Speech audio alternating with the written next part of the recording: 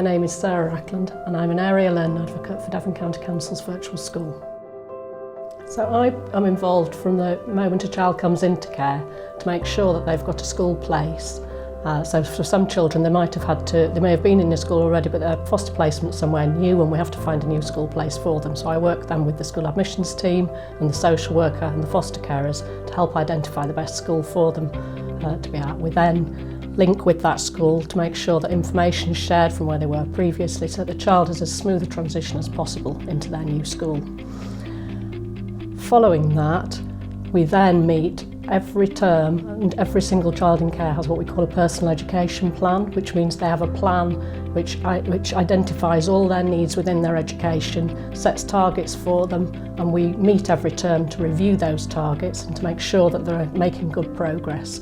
We also then help by signposting to support and guidance where schools may need other services to become involved or where foster carers might need some additional support around education. So we meet with foster carers when a child first comes into their care, so we would be part of a meeting where we would be planning that child's education, where foster carers would be present, so we'd be listening to their views and answering their questions.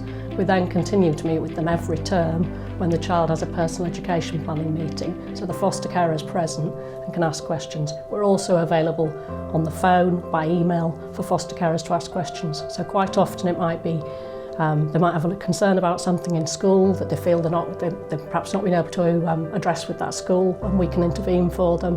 Or they might just have a question about a child's educational needs and where they need additional guidance and support, and again we signpost them then to that. So as an area learning advocate, I work closely with social workers, with teachers in schools and with foster carers. So they are the three main groups of people that we would be working closely with.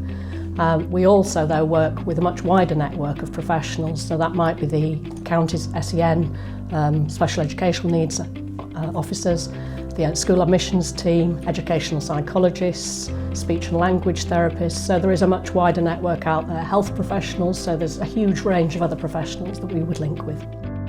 What I love most about my job is seeing children and young people who've experienced significant disadvantage in their lives being supported to achieve educationally and to become the best they can be. The impact my job has on my life, it makes me reflect every day on how important it is for children to have a stable family and a family who cares and nurtures them, and what a difference that can make to their future life chances. My advice to anyone who's considering becoming a foster carer would be that it is a really challenging role, but it's also a role that brings huge reward, and you might not see those rewards immediately, but much further down the line that you will definitely have made a difference to a young person's life.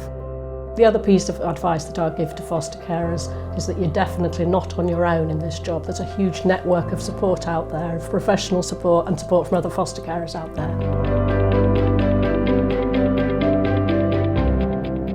If you're thinking of fostering in Devon, contact us today.